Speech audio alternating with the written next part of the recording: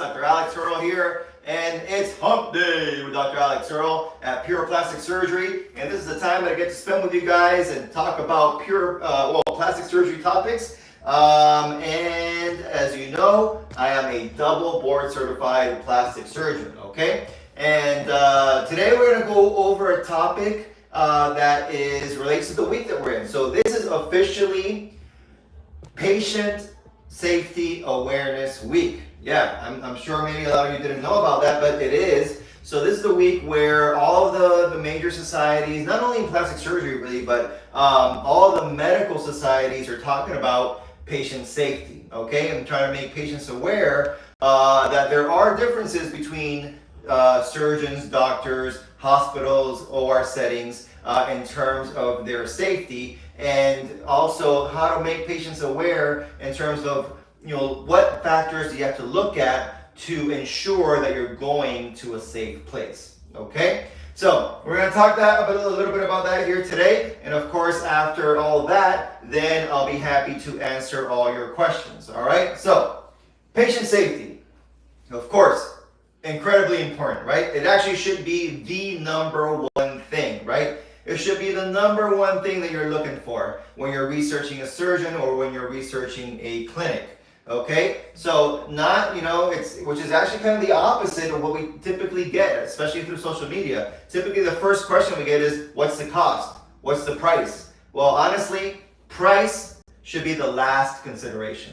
After you've gone through everything else, safety, reputation, results, etc., once you've done all that, you maybe narrowed it down to 2 or 3 people, well then maybe at that point in time you can talk about price. Okay, but price should be the last consideration, and safety, I think, should be the first consideration. Should be the first thing that you look at when you're going to do surgery, because this is not like you're buying a bicycle, right? You're buying a procedure, and whenever you do a procedure, there are risks involved, there's potential complications, and so you want to go to a place where those complication rates and risks have been minimized as much as possible. All right, now, having said that, I'm not going to say zero risk, right, or zero complications, because the only way to have zero risk or zero complications is to not do the surgery at all. But it's very much like, say, driving a car, right? If you don't drive the car, there's a zero chance you're going to get an accident. If you drive the car, even if you're super safe, there's always a chance there could potentially be an accident, right? So it's not zero risk, not zero complications, but we want to minimize that as much as we can, okay? So what are some of the things that you should be looking at when you're considering a surgeon or a clinic in order to ensure that it is a safe place, okay? So you can certainly start by the education. Oh, the other caveat I want to say is that not any one of these things is what's important, right? It's not like, oh, you look at education and it looks good and nothing else matters. No. When we're talking about safety, you got to look at all these things, okay, and put it all together. All right, there's not one particular thing. It's multiple things that you have to look at. So where do you start? Well, you can start with the surgeon's education. Where does they get educated? Is it a reputable place? Have you heard of it? Okay, so for example, me, I did my undergrad at Princeton. I did my medical school at NYU. I did my plastic surgery residency at Duke. All very well-known places with good reputations. Why is education important? Because it kind of the building or the place where they get their education will have a certain reputation, and that reputation can be transferred upon to the surgeon, right? So if you went to the Ivy League or you went to Duke, considered one of the best training programs in the US for plastic surgery, well, that already gives you a little check mark in terms of that they went to a reputable place where they got some good education and some good training, which is the next one here. So the education is great, okay, but what about, something that's more specific to what the person is doing now, all right, which is, of course, their training, and specifically to what we're doing here, your plastic surgery training, right?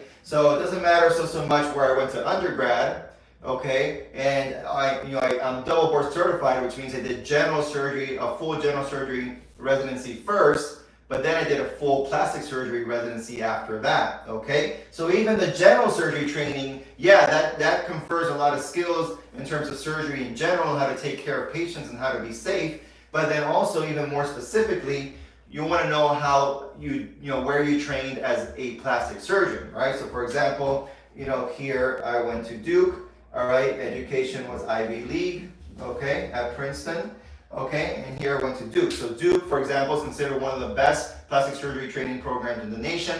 So that has a great reputation. You know that Duke is a place that's considered to be very, very safe. So that's also a check mark there. So look at education, look at training, all right?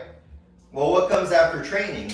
Well, after training comes a board certification, right? Because it's not enough to just train at a program, to just be a resident at a program and graduate from that residency. But what happens if you graduate and you never were able to get your board certification? Well, that would be a red flag, right? So why? Because you have to jump through a lot of hoops to get your board certification, okay? You have to graduate from the training program. You have to take an oral examination. You have to take, first a written examination. Then you got to take an oral examination, and you also, during that oral examination, you got to present a case list of your own patients that you did for the first year after your training.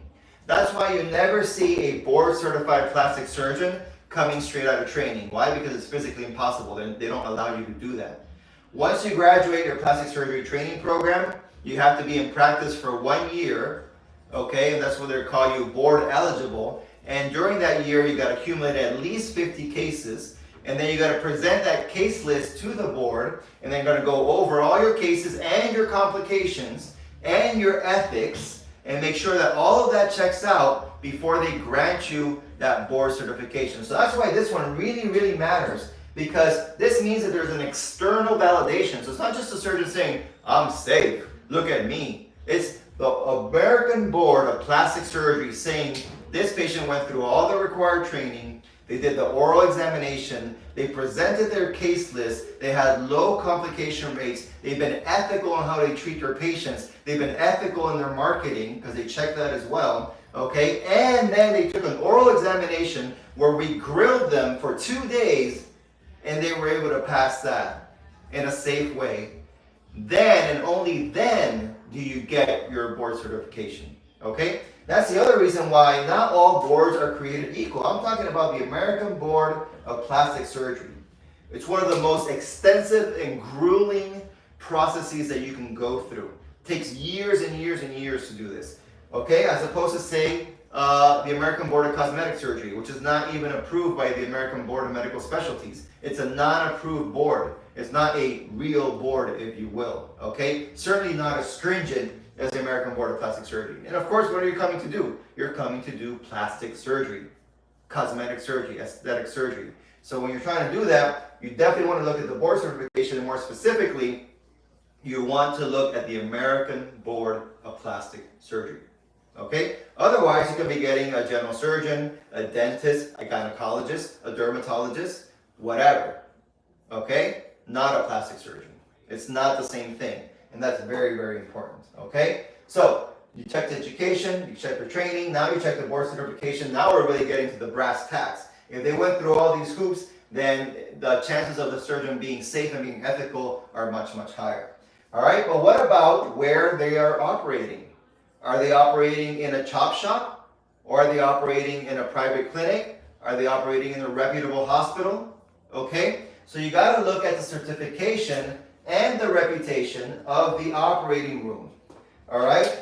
So if you know that wherever they work is considered a high volume, low budget center, then that's not a good reputation. That's going to have lower standards in terms of the safety. Now, if you are in private practice, well, that can go either way. So look more specifically. Well, who certifies their OR? Well, there's different levels of that.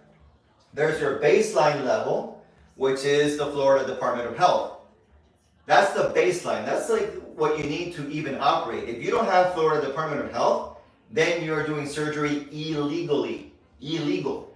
That's what you hear about here in Miami sometimes. People are operating out of their kitchens or their garage or in the hotel room. Okay? Obviously, someone tells you to go to a hotel room. Don't do that. Come on, people. All right?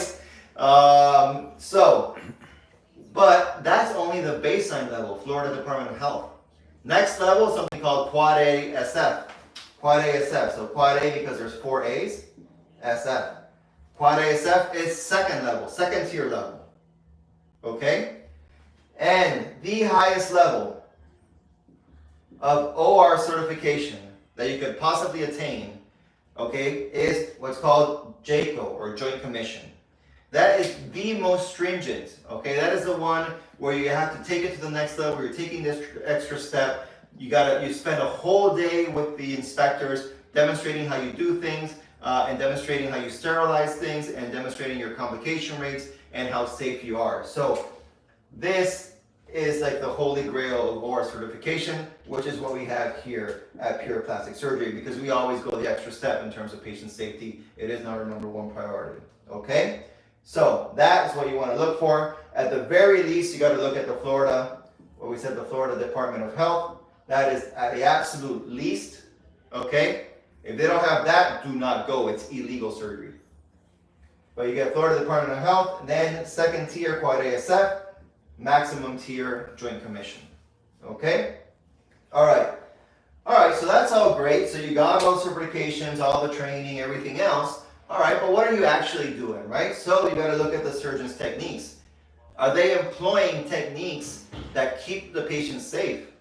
For example, ultrasound guided BBL, right? And have they been doing this before the state told them they had to do it? I think that makes a difference, right? Because that means you're proactive about patient safety, right? So techniques, well, I've been doing ultrasound guided BBL since 2019, way before the government got involved, okay? Done over 2,000 ultrasound guided BBLs, probably the most in the US.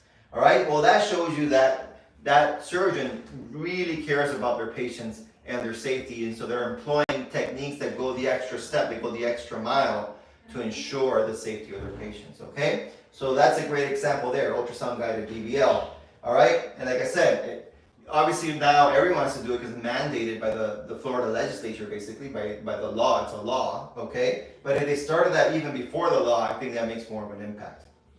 All right, so techniques, and then you go, another one with techniques. How about not doing surgery where the complications rates are very high? For example, BMIs certainly above 35. Okay, I would not recommend anyone with a BMI over 35 to be having completely elective cosmetic surgery. We all know, and studies, multiple studies have shown that once you get to a BMI above 35, which is considered morbid obesity, that the complication rates go way up, right? Not just a little bit up like this, okay? They go like this, okay? Once you hit 35, it goes way up. Complications rate way up. And I'm talking about not only, wound care issues, wound breakdown, skin necrosis, things like that, but I'm talking about, most importantly, blood clots, DVTs, and pulmonary embolism, which could be deadly. Okay? So, they're doing surgery at BMIs over 35, I would stay away. How about combining surgeries, making these large combined surgeries in an office-based outpatient setting, like combining a complete mommy makeover with a BBL? I do not recommend that. Okay, you're gonna have way higher complication rates, okay, bleeding, hemorrhaging, need for hospitalization, need for blood transfusions. Again, the risk of DVTs and PEs go way up when you do these things. And also, that if someone is combining, say, a lipo 360 with a tummy tuck, well, then maybe they're not following the rules, right? What is the rules here in Florida? Well, Florida says that if you're doing a tummy tuck and you're doing a liposuction, you can only remove 1,000 cc's. Well, 1,000 cc's is pretty much what most patients have only right here in the waist. So how can you be doing an entire lipo 360, the entire back, the entire waist, flanks, and abdomen, and only getting 1,000 cc's and making a difference? Well, maybe you're not following the rules, right? So, typically when we do all that, we get 4,000 cc's, right? Which is the other rule. It's the other limit. So, if you're going to someone that it's maybe not following the rules, well then, what other rules could they be breaking, right? Are they really the safest place to be, the safest surgeon to go to? Right, so you got to consider that. Okay, so techniques, very, very important. Okay, things to look at there, combining procedures that shouldn't be combined, BMIs that are too high, accepting patients that are high risk, right? Or not using techniques such as ultrasound guided BBL.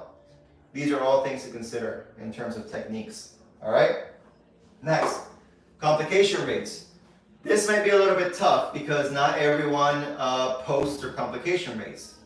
Okay? But if you have someone that knows that they're doing everything they can for the patient, well, they're willing to talk about their complications rates. For example, here at Pure, I talk about my BBL complication rates at the end of every year. So my last live in December of every year for the past, 4 years now? 3 or 4 years? Yeah? We've talked about our complication rates with BBL. And we compare them to the national standards, which is the key, of course. All right? And, because of our focus, our complication rates are lower than the national standard for BBLs.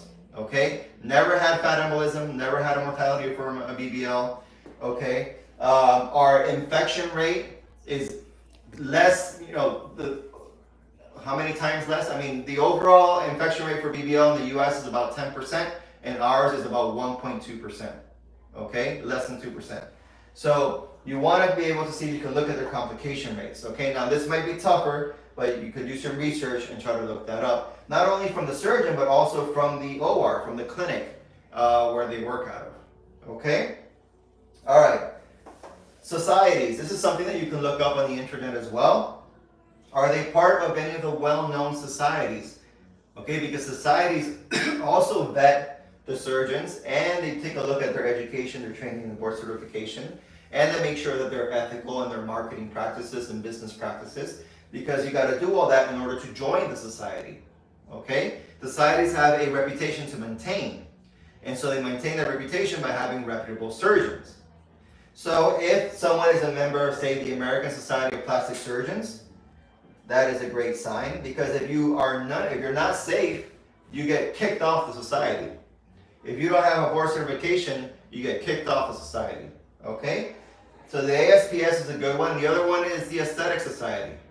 Okay? So the Aesthetic Society is another one where they really take a look at their members and make sure that they're doing things well, they're doing things safely, they're doing things ethically, and if for whatever reason they feel like you're not, they kick you out. Okay? So take a look at what societies are part of. And then, of course, you want to be looking at the overall reputation, which is when you're starting to do your kind of your research in social media, research in the news, and things like that. So yeah, you're gonna look at their Instagram. Are they only talking about maybe just results and rock bottom prices, or are they talking about patient safety? There's something that they talk about all the time that they make it their priority, right? I think that makes sense. So that's where you get into like the whole issue with the Instagram and the TikTok and everything else, right? You want to see that they're educating their patients and that they're talking about patient safety, that they're talking about complication rates and things of that nature, okay? So that's very important. And also, and I think this is a big one, have they been in the news? ABC, NBC, big news, right? Have they been in the news talking about how to make surgery safer? Okay? So, for example, I've been on NBC a few times here in South Florida talking about ultrasound-guided BBLs, right? So that's something that you can look up as well. Look at the the regular news and see how they popped up. They're talking about patient safety, how to make things safer, how to make things better for their patients. All right, and I think that's very, very important as well. Okay, and then I didn't write it here because I forgot, but we should add it here. You can actually look up. You can look up if the surgeon has had any issues with either the board, like the American Board of Plastic Surgery, or with their local state boards, like the Florida Department of Health or the Florida Board of Medicine. So you can look that up too if there's been any issues there. And you can also look up on the internet whether they've had lawsuits. Now lawsuits, you have to look more specifically there, right? Everyone gets sued. There's the United States of suing, right?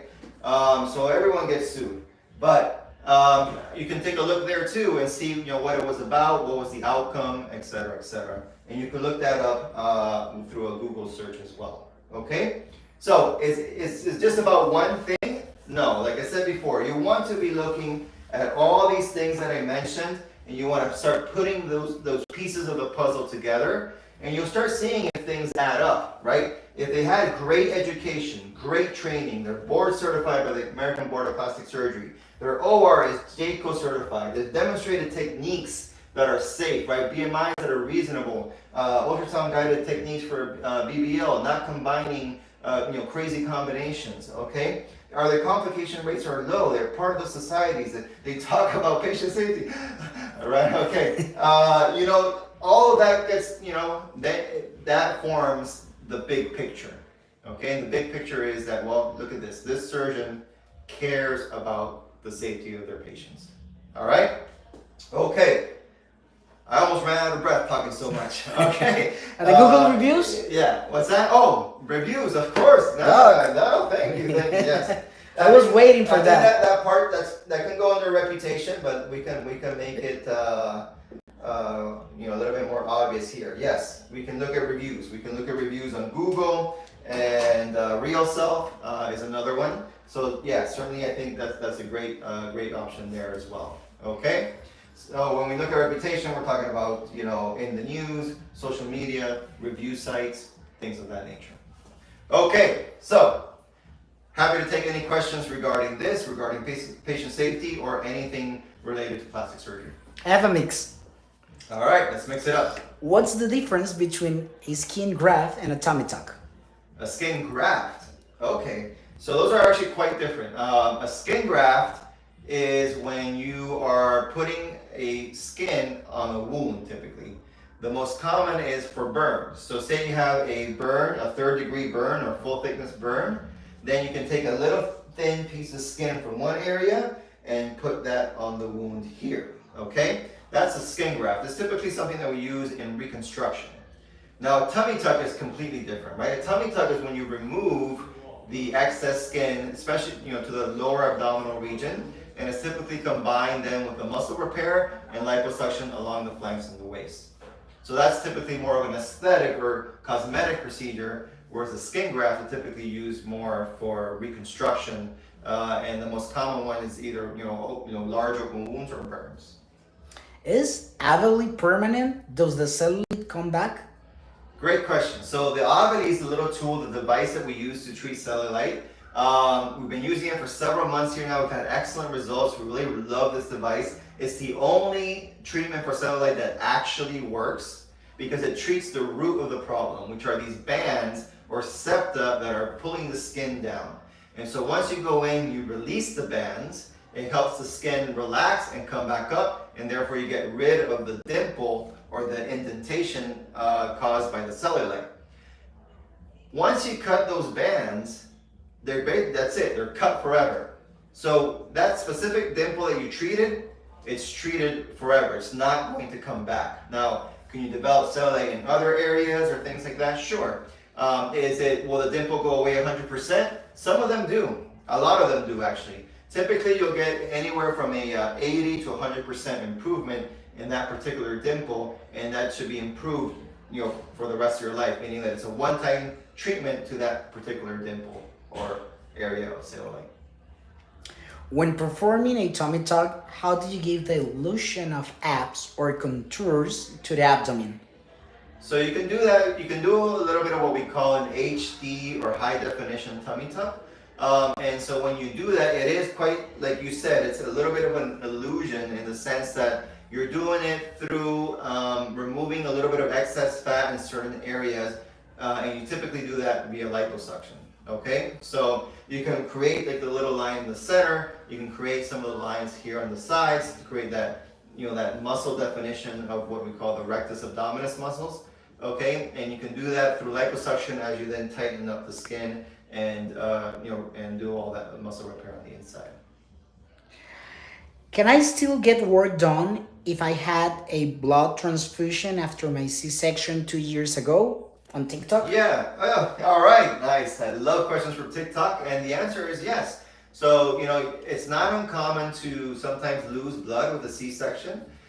These are actually rather bloody surgeries sometimes, and so you'll require a blood transfusion. But it doesn't mean that you have necessarily an issue in terms of bleeding or blood clots, okay? Now, of course, everything needs to be checked, and we do check all of our patients before having surgery in terms of, their labs, and also their medical clearance. But if all the labs do well and you get that medical clearance, then yes, you're a candidate and you should be good to go. Would you advise a patient to add a little weight if they think they would not have enough fat? Sometimes we do. So what I recommend there, the best thing to do is to get an evaluation to see if we feel that you have enough fat or that you may need to gain a little bit of weight. And so the easiest way to do that is to go to our website, which is www.pureplasticsurgery.com. And once you get on that landing page, you're going to see a button there that says virtual consult. And there you'll be able to send us your questionnaire and your photos. I'll be able to take a look and see whether I feel like you should gain weight or you're good where you're at. Is it better to get the AVLI treatment separately from a BBL, or is it effective at the same time? Okay, so that's a good question, and so listen carefully because not everyone qualifies to have AVLI and the BBL at the same time. Okay, actually, for most cases, it's best to separate out the two. Okay, so you can do your AVLI 3 months before the BBL or 3 months after the BBL. All right, and that is for most cases. For anyone having anywhere from moderate to severe cellulite. Now, having said that, if you have, if you have a low-grade cellulite, okay, so mild cellulite, and you only have, say, just a few very distinct dimples, well, in that particular case, then yes, it is okay to combine it because we're only treating those few very distinct dimples, and we can do that at the same time as the fat transfer, okay? But having, like I said, moderate or severe, best to separate it out. You have very mild cellulite with few distinct dimples, then we can combine it. So again, best to get an evaluation that we talked about here so that we can make a joint decision. How long before cosmetic surgery I have to stop my Remicade medicine? All right, so Remicade is a medication that's used for sometimes some autoimmune diseases or rheumatoid arthritis or things of that nature, okay? And the way that it works is that it's essentially an immunosuppressant, okay? So anything that suppresses your immune system will not allow you to heal as well and can increase your rates of infection. So we want to stop all immunosuppressant medications at least 30 days before surgery, including the Remicade. How long after a BBL do you advise an international patient to travel back home on a 13-hour flight? Okay. Ooh. All right. So for most regular folk, right, I would say anything up to a 6-hour flight. The length of stay is 5 days post-op. So you come in for your pre-op day, then surgery day, and then 5 days. You're here for about a week. Now, for longer flights, okay, now we're talking 8, 10, 13-hour flights. It's probably safer to stay an additional week. So I would say 14 days total. Do you and your team speak Spanish? Claro que sí, aquí se habla español, todos somos bilingües, casi todos los cirujanos somos bilingües. Dr. Wiggett, el Spanish, el speak Spanish not very good looking, pero aquí sí, todo el staff son bilingües, todos hablamos inglés y español, así que no se preocupen, nos pueden llamar, nos pueden mandar textos, cualquier cosa en español y los podemos atender. Hello, doctor. How effective is Sculptra after having done a BBL? I want a little more projection without going in for a round 2. Yeah, so that's a great question. So sometimes you need just a little touch-up, okay? We're not talking about major touch-up, like a round 2. Sometimes you just have this one little area that's bothering you, and it's due to a lack of volume, and you want to just add a little bit of volume to that area. And so therefore, Sculptra becomes a great choice. So yes, that is something that you can do. The Sculptra works like a filler, and it can last up to 2 years, but it may not last forever. Okay, that's one thing you have to be aware of. My surgery is with you on April 25th, but Right. but her ferritin level is at 5. What do you suggest? So that seems low, okay? So of course, you want to go over it with your primary care provider, but I probably recommend some iron supplementation, okay, to improve that level.